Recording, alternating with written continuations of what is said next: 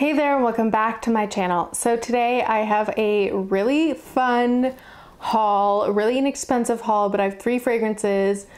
Blind buys, you guys know the deal. They're actually all from Coty, and I don't think I've had like Coty specific fragrances. Maybe I have, but they're just fragrances that I've seen a whole lot since childhood. They're like classics that are super inexpensive, and today I just jumped the gun and got all 3. So if you're interested, just keep watching. Don't forget to subscribe, and let's get into it. So I am on my ever going quest for my perfect vanilla. And all 3 of these are vanilla based fragrances. I don't know, and I'm not anticipating that this is going to be my vanilla, but I was intrigued. So we're just going to really get into it. They're all kind of classic smelling. I'm just really hoping that they're not so dated that it's off-putting and I can't wear them. But I was intrigued, and I've waited for like over 10 years. So we're gonna get into it. The first one is actually gonna be Vanilla Fields, and I'll go in like an order that makes sense to me. So this is a 22.1 ml bottle, very specific, and it says, wrap yourself in the natural beauty of Vanilla Fields. This warm and fresh fragrance blends the irresistible allure of vanilla with the sensuous sparkle of mimosa and jasmine. Interesting, because the notes online didn't have mimosa, but they did list coconut, peach, bergamot, jasmine, geranium, lily of the valley, vanilla, tonka, amber, sandalwood, musk, cedar, and patchouli. This is what it looks like. It's very classic looking. Like, I feel like my grandmother would have had this on her nightstand. She didn't, because interestingly, my grandmother's, well, one of them, scent of choice was L'air du Temps by Nina Ricci. She was obsessed with that. That's like forever reminds me of her. But it's just very classic smelling, and this is the only one that had coconut in it, so I feel like this is going to be the best one for me out of the 3, because I love coconut, especially when it's mixed with vanilla. But let's see, let's discover it. Oh, okay. Interesting. There is something straight off the bat, which is weird, and I don't know what it would be, that reminds me of Poison by Dior, which isn't the best because I own that, and that is hard to find, or not hard to find, hard to wear. But I will have to come back in a second impressions and actually smell them next to each other. But this is lighter. It doesn't have as much of that quality, but it does remind me of that. Okay. It kind of smells like dark coconut rum. It doesn't really smell as beachy coconut as I thought. And it does have like the peach in this reminds me of Casimir by Chopin, which is also dated, like it's an older fragrance. Okay. It's interesting. It's not where I thought it was gonna go, but the vanilla in this isn't bothersome. It's the whatever else. I don't know what it would be, but maybe it's the geranium. I have no idea. It's the poison factor, which is what I'm going to refer to it. It is interesting because it's very similar to poison, but that's what puts me off. Okay, I don't know. Maybe the other 2 will suck and this will be my favorite, but I was expecting I wasn't expecting it to be so like dark coconut rum. That's what it really smells like. And then that poison factor, we'll let it settle because it might actually soften up, in which case I do like the vanilla in it. I do like the coconut rum. It's interesting. So it might settle. So I'm going to give it a sec. Then we're going to go to Vanilla Musk.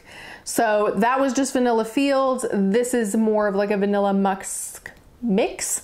Vanilla Musk mix. And this I see all the time. This is like supposed to be the purity of vanilla and the passion of musk in a fragrance. And this is like everywhere all the time, and I never pick it up, but I always think I should.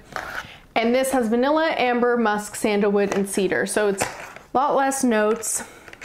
It's supposed to be more powdery, and so I'm on board. And this bottle wise, there's like a dent in the back, which just like gives me classic fragrance vibes. It also has like all the, not the instructions, but like all the information in like large lettering in the front. So it is interesting. This is a 50 ml.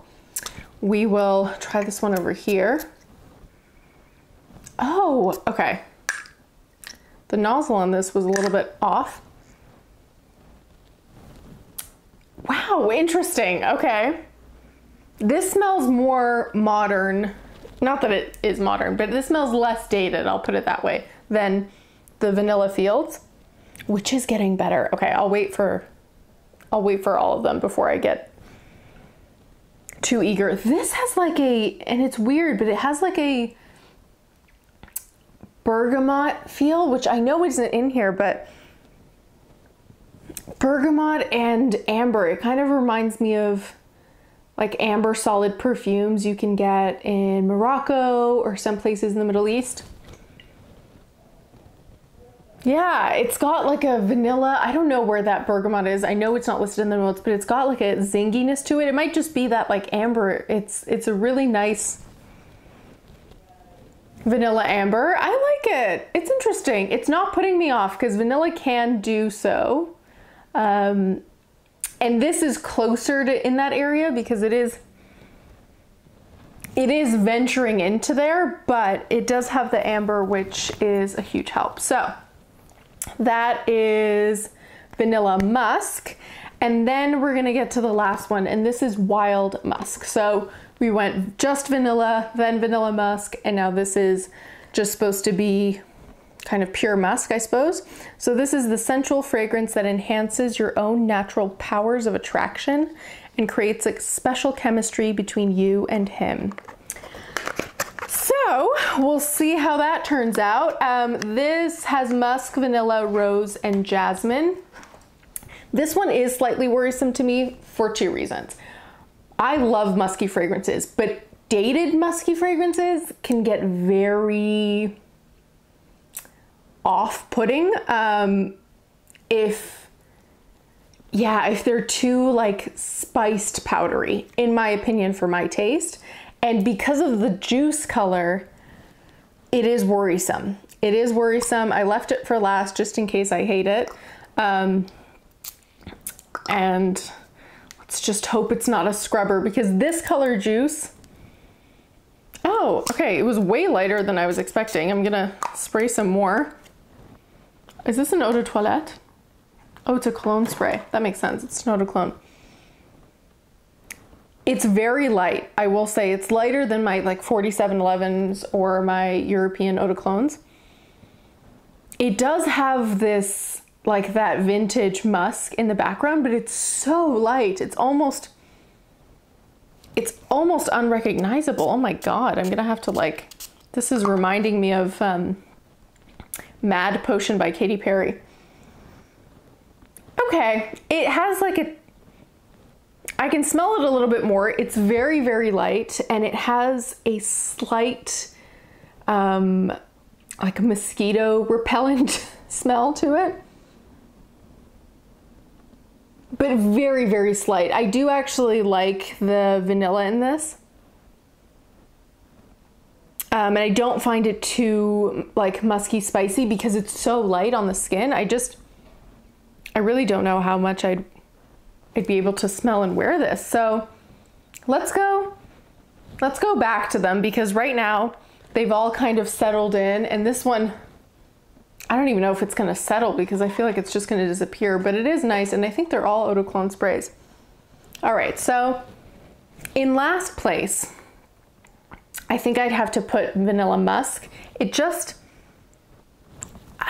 like that, I have no idea what it is. It's like that sharpness, which is so light, but that sharpness is just the least appealing to me, and it's the most venturing into vanilla that I'm not really a fan of. So that is what I'd have to put in third place. Then in second place, honestly, I would put the Wild Musk. While it is very, very light and almost unrecognizable, like I feel like I could douse myself in it and barely smell it, what I can smell is enjoyable, And I feel like I will from time to time reach for it and, you know, just freshen up. Maybe like a before bed scent. It'd be perfect for a before bed scent because it's so incredibly light. And I have no idea how this worked itself out, but Vanilla Fields, when that initial Dior poison goes away, and it took maybe 1 or 2 minutes, I really like it. I mean, don't get me crazy, it's not a love, but I really do. I mean, out of the 3, it's definitely in first place. The coconut is not so dark and rummy. It reminds me of Casimir by Chopin, which is always very nostalgic for me. So yeah, I think I'm going to be wearing this one, and maybe I'll layer it with the Wild Musk and kind of wear them together. So I hope you enjoyed that very quick haul. These were just inexpensive fragrances that I have always wanted to try. I thought I might as well do it on camera and kind of explore these inexpensive classics that I'm sure you guys have seen in drugstores and in person all the time like myself, and maybe have wondered about. So I hope that helps you select which one you'd be interested in. Don't forget to leave me in the comments below what kind of videos you'd like to see from me. Don't forget to like this video, follow me on Instagram, and I'll see you next time. Bye!